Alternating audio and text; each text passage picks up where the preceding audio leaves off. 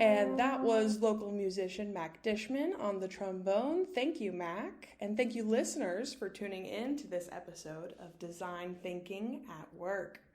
I'm your host, Alivia Holiman, and today we have another local artist, landscape architect Greg Bland from Landform Designs. Welcome to the show, Greg. How are you doing today? I'm great. Thanks for having me come out today. Absolutely. So let's just dive in and get to know a little about what you do. Question number one, can you describe your professional role and the kinds of projects you typically work on? Oh boy.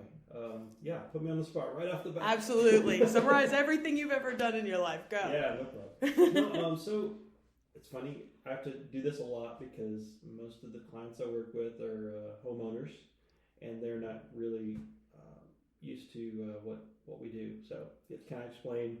Well, I'm a residential landscape architect. I do other things too, but pretty much everything outside the house I would work on or design. I don't build it, I don't dig the holes, but I draw the drawings just like an architect would draw a set of plans, and you'd hand it off to a contractor. That's what I do. Just everything outside the house. I'll do front porches and swimming pools and driveways and that sort of thing. And so that's so cool. Yeah. The second question happens to be, how did you come to this work, and what kinds of training or experiences have helped you develop your skills? Well, I was a young barefoot boy in the garden with my grandmother at the age of 4. No. That would be a great place to start. True. It's still true. I grew up around here in Fayetteville, born here, but grew up hanging out with my grandparents out in Town, and they were always dragging me around the yard, looking at plants, telling me what they were, climbing trees, stuff like that. So I love being outside. I was pretty good at art and math, so I thought, well, what can I do with that? And I thought, oh, well, engineering. That would be heavy on the math, but light on the art. So kind of got into that and realized real quick that calculus was not my thing. I couldn't agree more. And ended up over in architecture. So kind of saw what those guys were doing. It looked a little more fun, a little more on the art side. Then I saw that the landscape architects were actually using color. I was like, whoa, the architects for some reason are all doing black and white, and these guys are in color. So they're having a lot more fun over there. Yeah, it was fun. Went over there and just never looked back, really.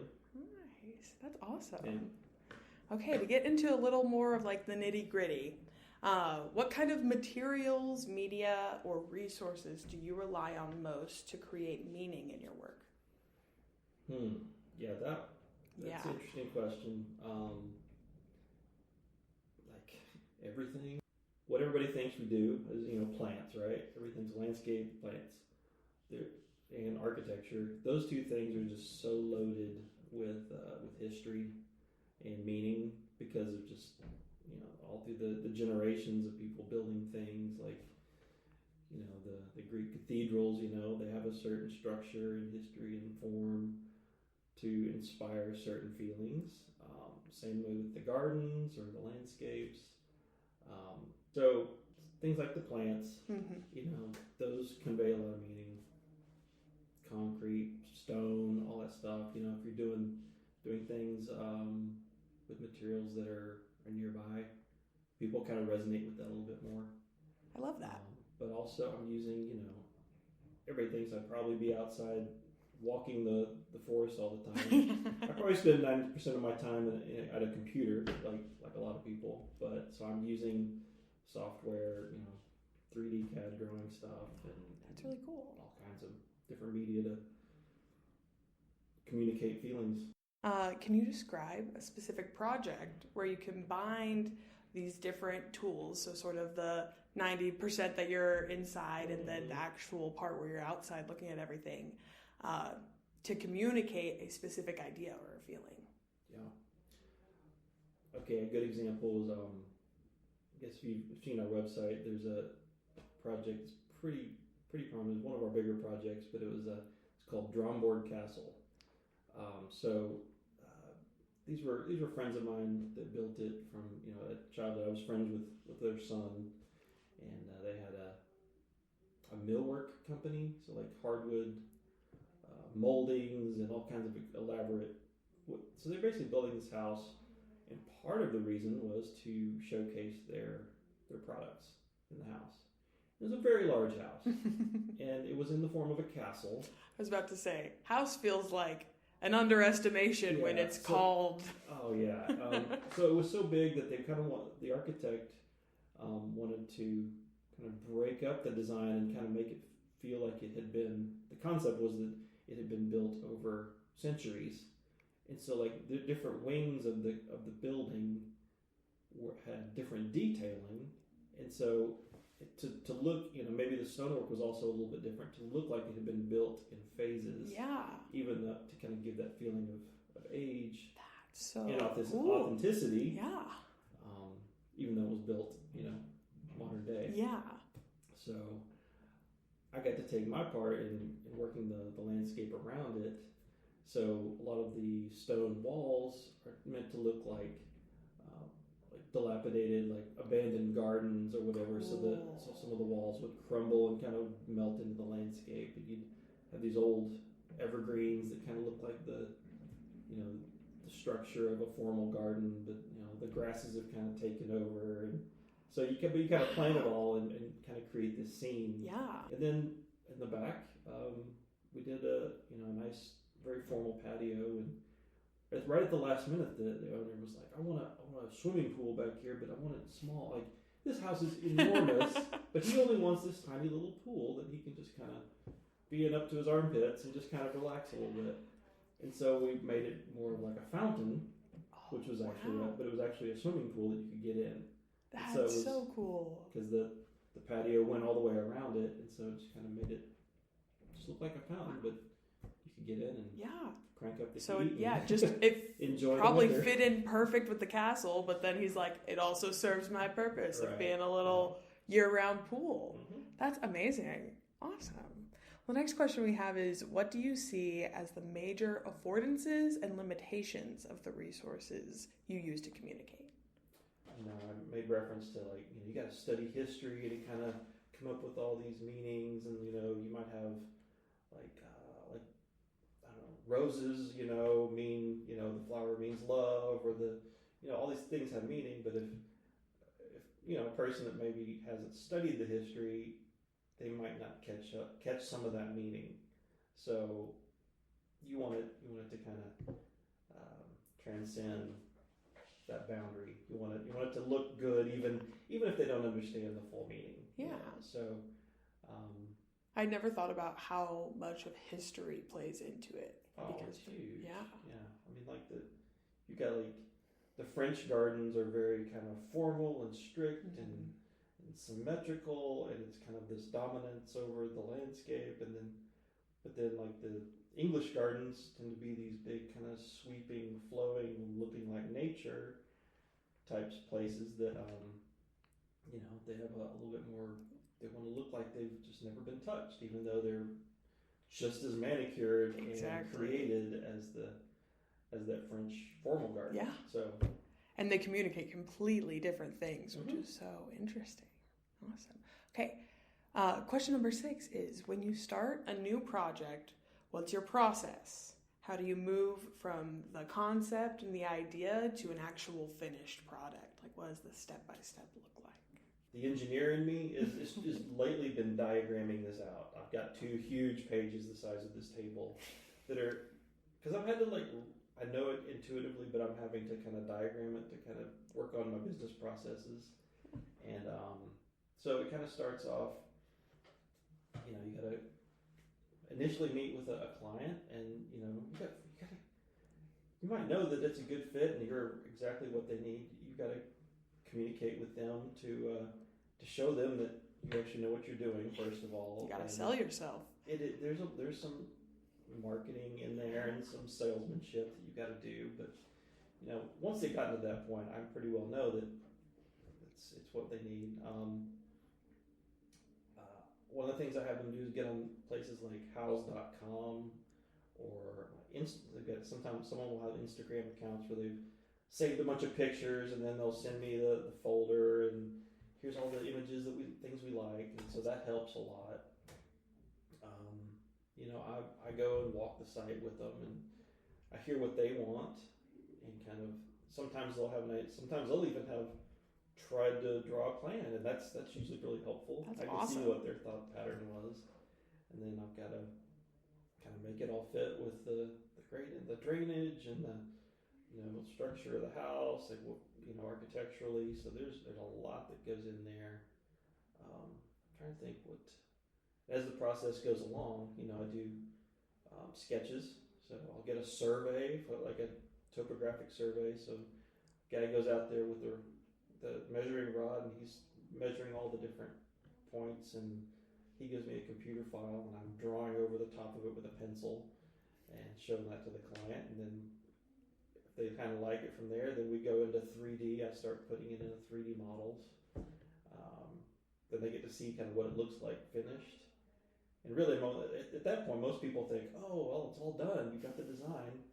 But really, you just kind of agreed on this is the vision, and then you got to turn that into this whole other really complicated set of construction drawings. Yeah, now it's time to hit the ground running. And all the measurements and all the little details. Yeah. So, yeah, there's a lot to it. Yeah, seems like there's a lot of complexity from the top down. Like there's not a moment where you're not considering all of the details of the design aspect. Yeah. That is awesome. I don't get to let my guard down. No, it doesn't seem like it. Kind of always got to be prepared. Okay, well, the next question we have is, how do you decide when a design is working? What do you look for as evidence of something that is just clicking? Well, that's a tough one, because ultimately I tell people,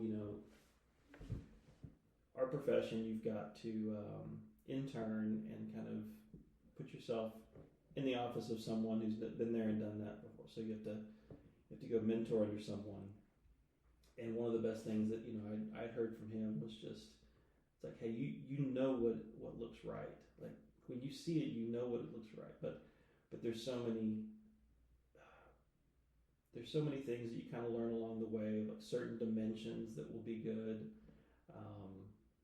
Like outside of a pool, you probably need about 15 feet to have a room to walk and then have a lounge chair. And so there's kind of some standard things like that that really, the experience over time you kind of learn. But in the early stages, you're kind of doing some call it like the movie Groundhog Day, where you kind of keep I've keep been trying here it before. Over, just live that that design over and over, and like, okay, I'm gonna try it this way. I'm gonna try it this way, and pretty soon you start to get the feel of it. It reminds me a lot of, as an educator, what it looks like for us as well, because you teach the same lesson 7 times. So the first time you teach it, you go, that didn't work. Well, that didn't work. Let's tweak it a little bit. Okay, well that worked better, but this went a little clunky. And so it's interesting to see how those things are kind of universal over multiple different industries, where it's like the longer you're here, humans are involved. Exactly. So we're gonna have to learn the hard way. Yeah, naturally. Awesome. Well, the next question is, how, if at all, do traditional reading and writing show up in your work?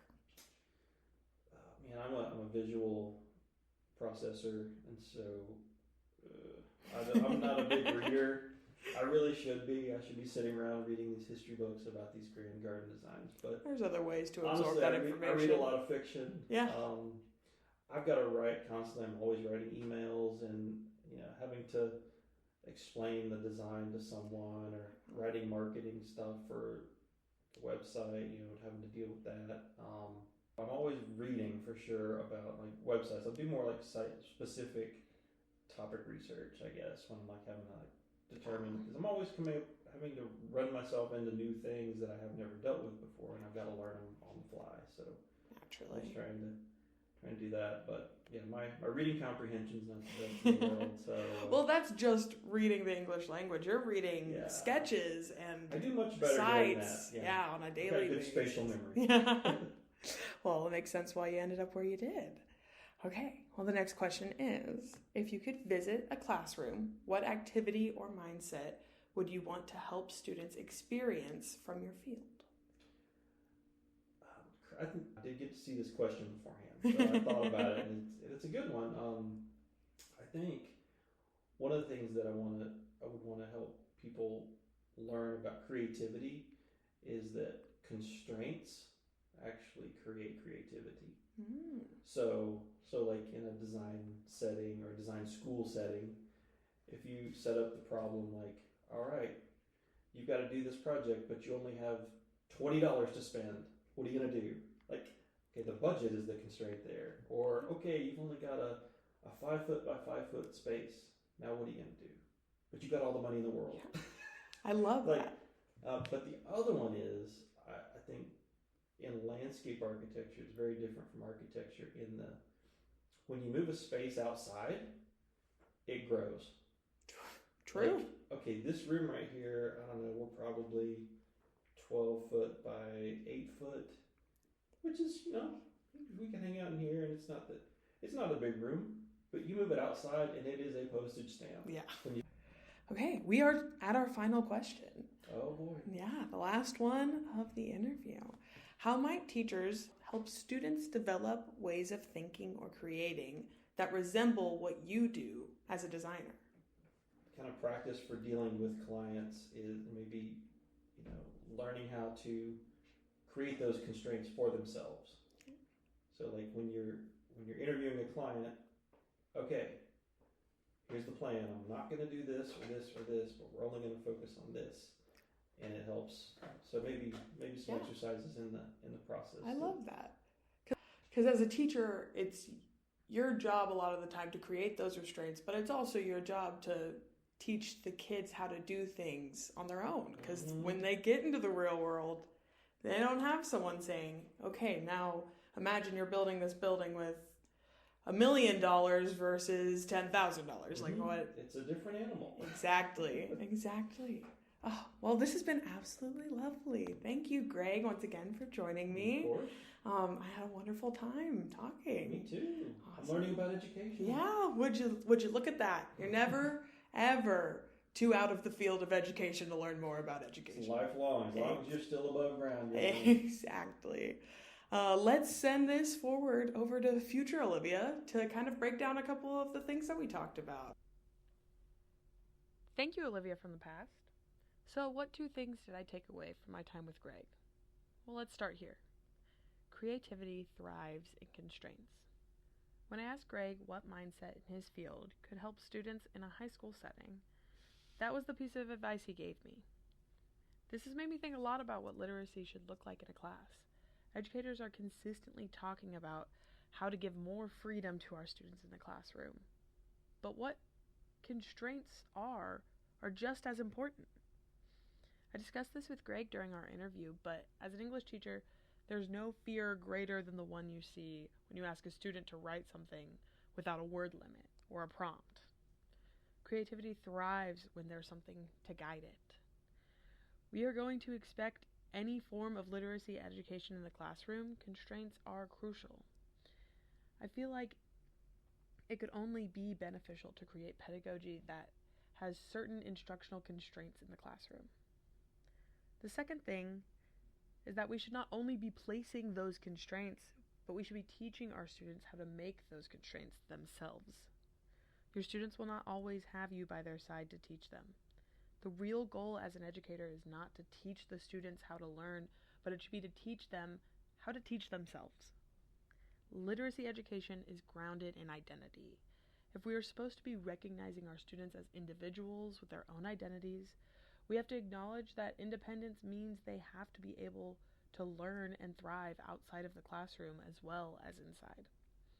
If your students' learning ends when they've crossed the threshold of your classroom, you're doing something wrong.